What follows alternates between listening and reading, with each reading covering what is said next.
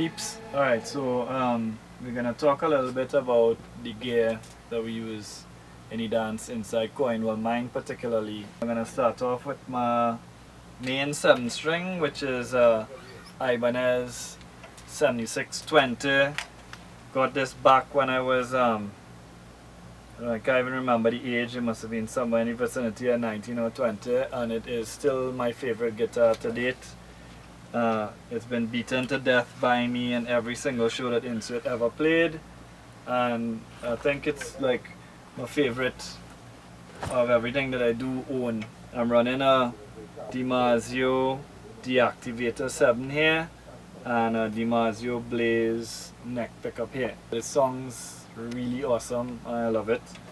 The strings on this, I use 10 to 52 with a 74 here, which is D'Addario's, and it's tuned E to E with a low A, so like drop D formation here and everything else standard going down the road. So that's like 7 strings, so that would be majority of the stuff from every album up till now, because now we've kind of started to dabble in the 8-string territory, because I don't know, I have a need to just keep going lower and lower, unfortunately.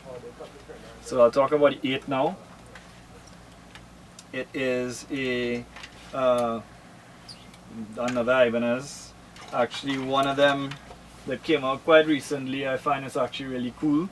Inspired by Miss Sugar. Is a RG8. This is also an RG. I kind of believe in the whole Ibanez RG thing. It just happens to be my thing. So this is the RG8. Again, Deactivator DiMarzio in the bridge here, because as I said, I have a kind of thing for DiMarzios. Yeah, it's really nice. I think the neck is like one of the most awesome things that they've done. It feels so close to the 7 string, it's not funny.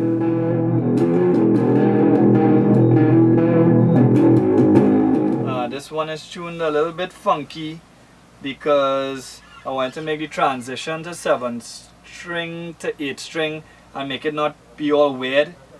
So from here to here, as in like these 7 strings here, actually tune the same way as this kinda, and I end up with an extra high E string, so I'm ending up kind of going E, B, F sharp, like A, and come all the way down to a low E. So I'll end up with like 3 E's on the guitar, which is kind of cool. This low one down here is actually a low E, so that's again in that kind of drop D formation, which is cool.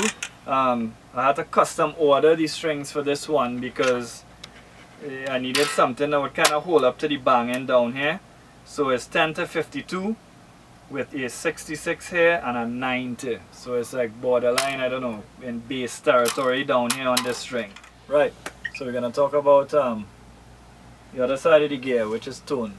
Right, I used to use, back in the day, tones was from Real Digital, so Digitech and Line 6 and stuff. But then, inspired by Dimebag, I got this little monster here, which is a Crank Rev Jr.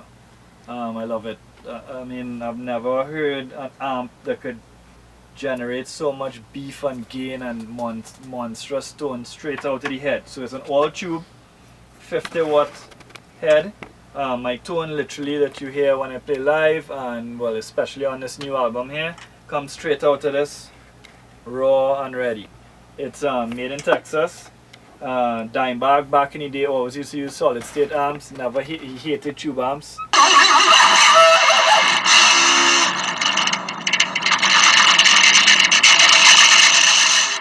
And for some reason these guys said, you know, Dime, you're from Texas, we make these line of amps, we're now emerging, and you know, I'd really like you to come and vibes it. He came and it blew him away. He started to endorse it when he was in Damage Plan. I love the tone. I said, what's that? I stumbled upon this. This is the distortion channel. This is the clean channel. There's this little knob here called sweep, which is like the craziest invention. You know, basically all the way over this way is all the way in the high end of the mid-range, all the way over this way it sweeps all the way in the low end of the mid-range, which is where I kind of sit. So it can, that's what gives you this real jun kind of real brutal tone down on this side. The cool thing is when you start, the more you move this around, it messes with everything else. So your mid-range starts to, the actual mid-range button and treble button start to react differently when you move this knob. So I mean, you could get anything you want. You get, I mean, you know us, we like metal. But I mean, if you wanted to play, I don't know, rock and roll or something, you could probably get to do that. You know, it has a great clean channel as well, and it's real simple, you know. So that, and I mean, I could just roll into a show with 50 watts on tap here and 120 watts on tap here, one in either hand, and just roll. It's awesome. Another little trick that I have is this little pedal here. This is the TC Electronic Nova Drive. Awesome pedal. I use it in the same fashion that Metallica would have back in the 80s, during like the Master Puppets era and before that, where they had a JCM 900 that maybe didn't give them enough grit or enough gain, and so they used to take an overdrive pedal, shove that into the front of the amp, and make it just go into a zone where it just took it over the limit. So in this modern day, when you have a high gain amp that is already real gainy and sounding awesome, sometimes if you just add a little bit, not necessarily the overdrive side of this, because this has overdrive tone, a mix with between your clean signal and your distorted signal and a level, you really just push the level, which coming into an amp that's already gained up gives you that little bit of compression and squeeze and gives you a little bit more bite. So that's pretty much what I use this for.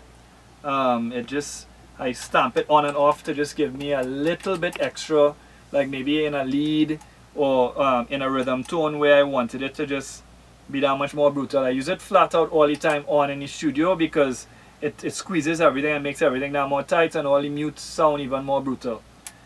So any other questions? When this goes up, you can always send it and I can answer any or do whatever other demos. It's like part one of our kind of rig rundown. So thanks.